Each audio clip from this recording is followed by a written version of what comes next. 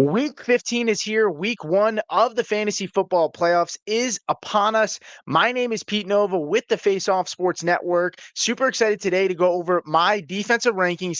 Plus, I'm going to give out 3 stashes at the end of this video. It will be timestamped, and those stashes will be for week 16 so you can get ahead. We're done with our streamers for the year. That's now just a regular season thing. We're moving on to the playoffs, and we had a really awesome season. We don't need to cover it right now. We can cover it later on in the next couple of weeks, but let's get into my first tier for my rankings this week. And the elite high upside tier starts with the Seattle Seahawks, right? And, that is a defense that's led by Devin Witherspoon, who is starting to play really good football. And overall, the defense has been phenomenal this year. This is the number 1 ranked defense in all of fantasy football. Coming into the year, ADP wise, this defense was 13th. They take on the Indianapolis Colts. And right now, the Indianapolis Colts pretty much don't have a starting quarterback. It is expected that Phillip Rivers is going to sign, and I expect him to play this week over Riley Leonard, who's also dealing with a knee injury. But even if Phillip Rivers is back, maybe that it's good for like Tyler Warren for the checkdowns. But I mean, who knows what Phillip Rivers even has left in the tank? If you have the Seattle Seahawks defense, you're firing them up, no questions asked. Now, the number 2 defense this week is going to be the Houston Texans. They take on the Arizona Cardinals. This is arguably the best defense in football. They take on a Cardinals team that right now, has Jacoby Brissett, and they've looked much, much better as an offense. But still, Cardinals are 4th in points allowed to opposing defenses over the last 5 weeks. So they take a lot of sacks. They do give up turnovers, and this could be a tough, tough game. And I don't expect them to be able to get much ground on this Houston defense. Then you have the Philadelphia Eagles. The Eagles take on the Raiders. The Raiders right now are 3rd in points allowed over the last 5 weeks. They've given up 29 sacks right now. A lot of that's factoring in. They played Denver twice, and they also played the Browns. The Browns gave up 10 sacks to the Browns. Like, those are some good defenses. But this Eagles defense is still a good unit right now, and it's what's keeping this team alive, right? The Eagles lose a tough game against the Chargers. This is a make or break game for their season to get back on track. I expect them to come out ready to play in that one. And if you notice the theme here, we have all home teams so far. Then you have the Jacksonville Jaguars. The Jacksonville Jaguars take on the New York Jets. And look, the Jets offense is a mess right now. I don't know if Garrett Wilson's going to come back. Justin Fields didn't suit up for the last game. That we saw, Tyrod Taylor's been the quarterback. Tyrod's gotten hurt, right? This is a mess of a situation in New York, and the Jaguars have been a defense that has had its ups and downs as well, but they're very opportunistic. They cause a lot of turnovers, so I like them in this spot at home against the Jets offense that's reeling right now. I don't know if Garrett Wilson's coming back or not, but we shall see. Now, this next portion of the video is where things start to kind of get a little dicey, right?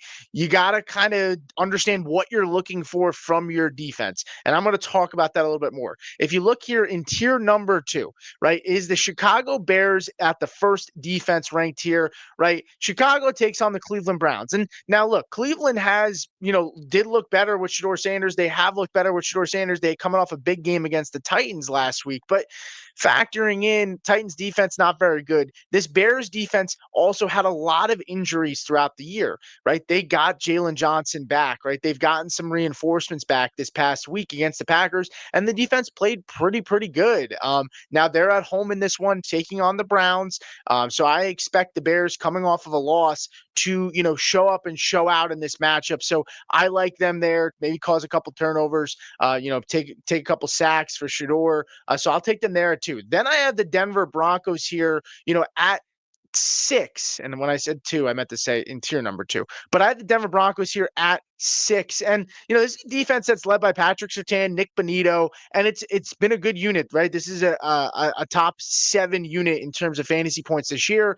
They've been extremely consistent, very, very good floor. They take on a Packers team, and you might be sitting here saying, man, do I really want to start Denver against the Packers? Understand this, that the ceiling is not going to be very high with this play, but the floor should be very, very solid, right? And I get it.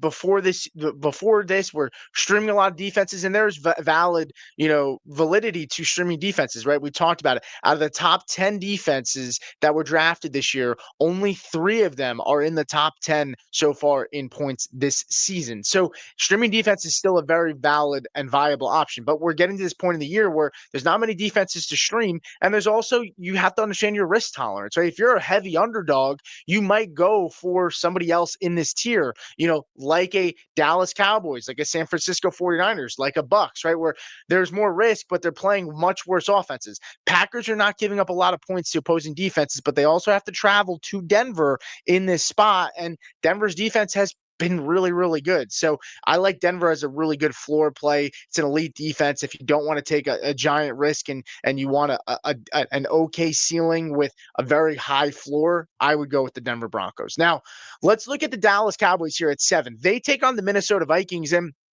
this is a really tricky one. This grouping of defenses here is very, very tricky, right? You have the Dallas Cowboys taking on the Vikings. Vikings, 10 interceptions over their last 5 weeks, 14 sacks, 3 fumble recoveries. They're number 2 right now in terms of points allowed over the last 5 weeks, only to the Cincinnati Bengals. And the reason the Bengals are number 1 is because they've given up 4 defensive slash special teams touchdowns in the last 4 games, right? So that's really boosted them up. But it really should be the Vikings, if you're just talking, if you're not factoring in those defensive special teams touchdowns. Now, they take on the Cowboys. The Cowboys defense has been up and down. We saw them play phenomenal against the Kansas City Chiefs. Then we saw them play bad against the Lions. One offense that's not very good, the other offense that's, very, very good. Now they take on the Vikings. JJ McCarthy looked good last week.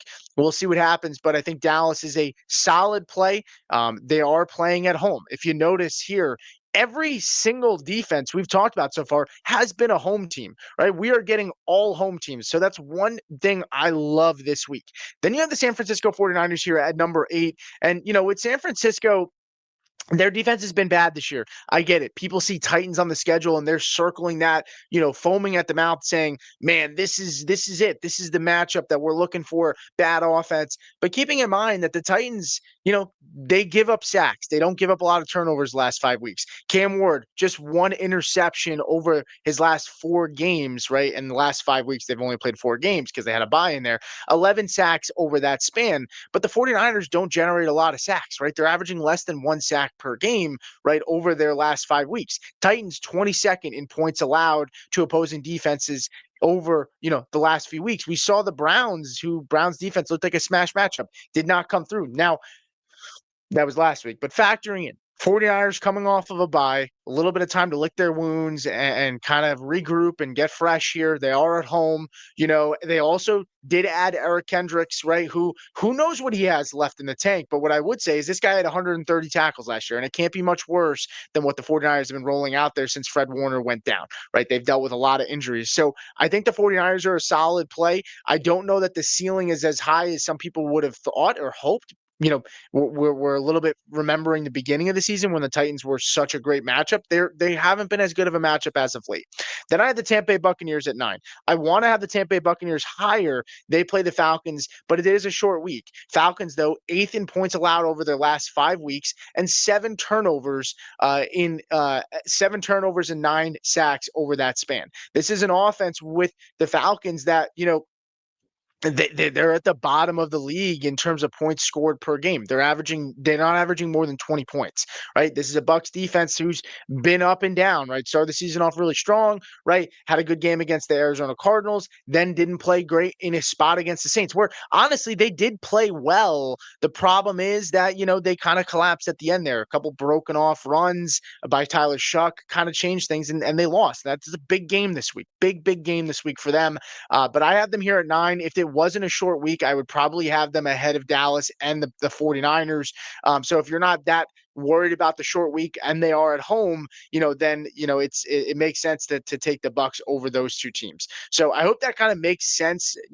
When looking at that tier, you have to understand what your risk tolerance is. Those last three teams are higher ceiling teams, right? But their floor is much lower just because they're just not as good of units as the first two teams in that tier, which I'll show you one more time again. Now, let's move over to the number three tier. And this is a weird clumping here. I mean, this is tricky.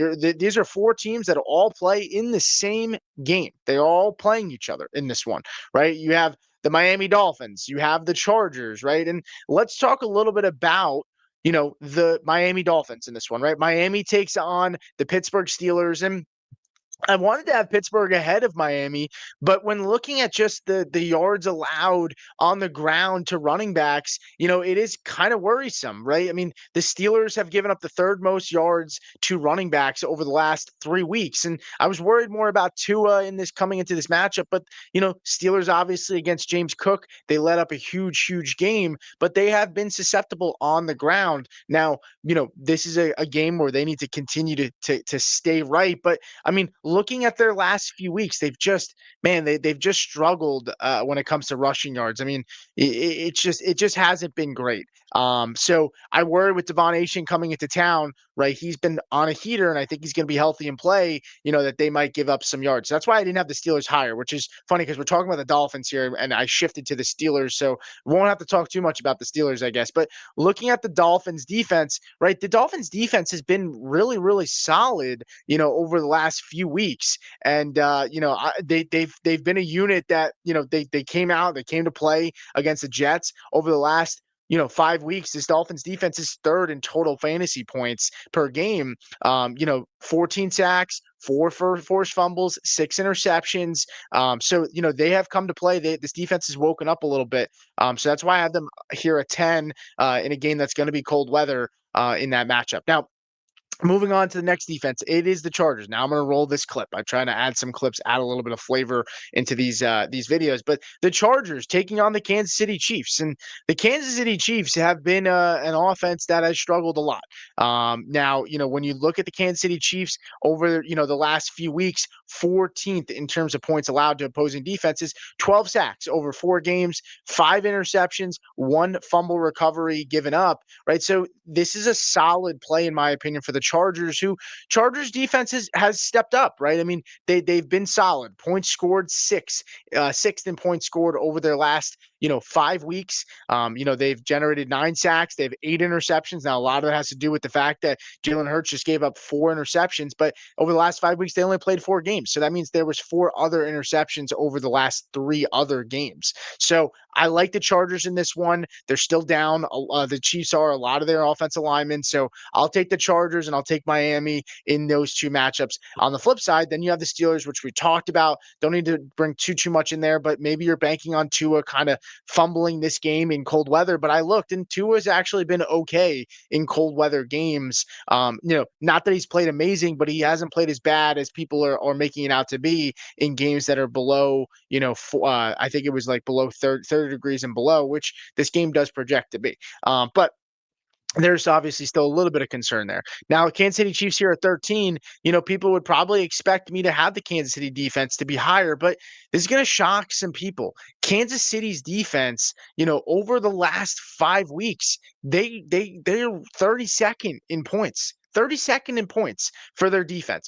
In 4 games, 5 sacks, just 1 interception, 0 fumble recovery. So 1 turnover in 4 games and 5 sacks. So just 1 sack per game, a little bit more than one, about 1.5 or 1.25. So, I mean, they take on the Chargers. Now, Chargers susceptible right now. Justin Herbert, that offensive line is beat up. It is a home game for the Chiefs. So I don't think they're the worst play in the world either. It's not as high of a ceiling, but you probably should get a solid floor because you're probably going to get some sacks in this one.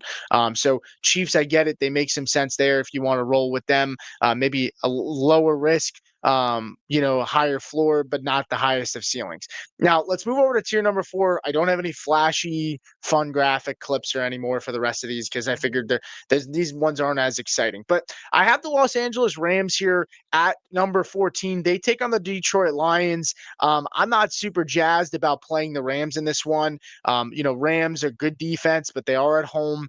They take on the Lions. Lions haven't given up a lot of points in fantasy to opposing defenses. The offensive line has been a little bit shaky. I expect this to be a good high scoring game, so I'm not super jacked up about playing the Rams. Honestly, you can sell me on maybe the Patriots and the Falcons, though the Rams are the better defense over those defenses. And the Patriots have struggled the last couple of weeks. Let's talk about the Patriots. They take on the Bills. Now, Bills have given up a decent amount of points to opposing defenses over the last 5 weeks.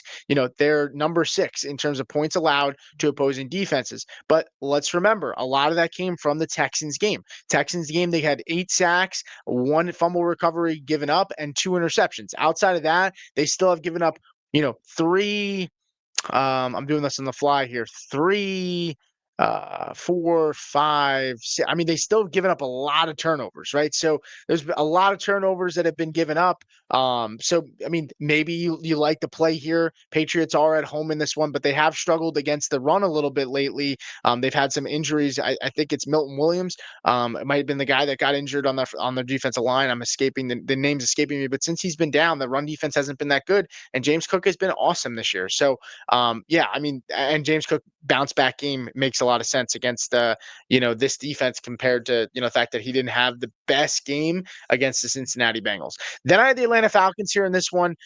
Seattle Seahawks have given up points to opposing defenses. I think that surprises people, but they've given up points to opposing defenses. 10th in points allowed. 8 sacks, 6 interceptions, 4 fumble recoveries. So they've given up 10 turnovers in the last 5 weeks. 8 sacks as well. Now, a lot of that came in that Rams game, but either way, they have been susceptible to making some mistakes, right? Sam Darnold, was hot to start the year. He's kind of slowed down just a little bit down the stretch here. Then I have the Saints here. Who take on the actually, let me roll back the tape there for just a moment. Because I think I just made a mistake. I meant to say the Tampa Bay Buccaneers for the Falcons. I still like the Falcons this one. The Seattle Seahawks are coming up with the Colts, but let's go back to the Falcons here for a second. The Falcons 16th here, they take on the Tampa Bay Buccaneers, and the Buccaneers have given up some points to opposing defenses as well, right? They're 19th when it comes to points allowed to opposing defenses. They have given up 9 sacks, 4 interceptions, 1 defensive touchdown, special teams touchdown allowed, and a fumble recovery. So, I think 16 is kind of fair for a unit that's generating pressure, and Baker's kind of not been that great. Then I have the Saints here at 17. The Saints, they're taking on a Carolina Panthers team that doesn't give up a lot of points to opposing defenses the last couple of weeks. Kind of similar to the Titans. Carolina and the Titans were an offense that I targeted heavily to start the year. The Tides have changed a little bit where they're not as fruitful to opposing defenses in fantasy. So I had the Saints there at 17, though. Saints defense has played really, really good football. Then I had the Colts here at 18.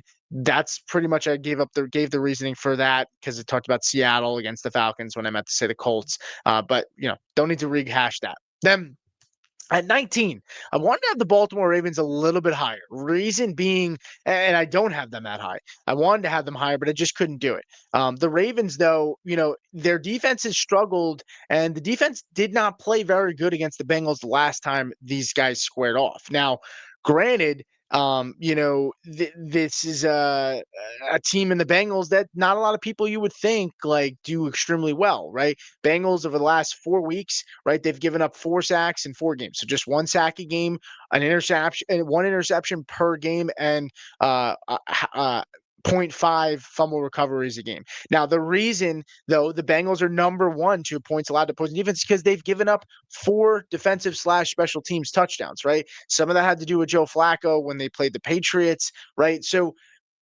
they played really well against, they didn't play very well. I'm crossing my wires there.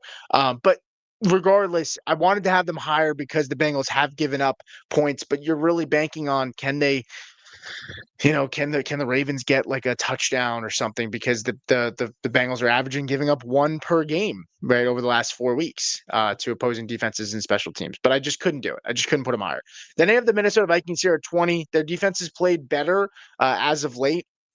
I couldn't put them much higher though. They play Dallas. Dallas is going to put up a lot of points in this one still. It's going to be a high scoring game for Dallas. So I'm not putting the Vikings much higher. I could see a world where they show up and play well, but I'm not banking on it. Then I have the Giants here at 21. The New York Giants defense is interesting. They play the Washington Commanders. That's a sneaky play if you really want to hone in on that one. But I'm not super sold on the Giants defense, so to speak. But they take on the Washington Commanders, who just lost Zach Ertz, right? Jaden Daniels, is he going to play? Is he not going to play? Who knows? Could be Marcus Mariota, but I'm still not super excited to start the Giants. Then you have the Jets. Jets are interesting as well. They take on the Jaguars. Jaguars have been susceptible to giving up points to defenses, though last week, Colts defense didn't show up, and I think part of it had to do with the offense being bad. That could be the same showing here for the Jets. Offense being bad, putting the defense in bad spots. Then you have the Bills here at 23. They take on the Patriots.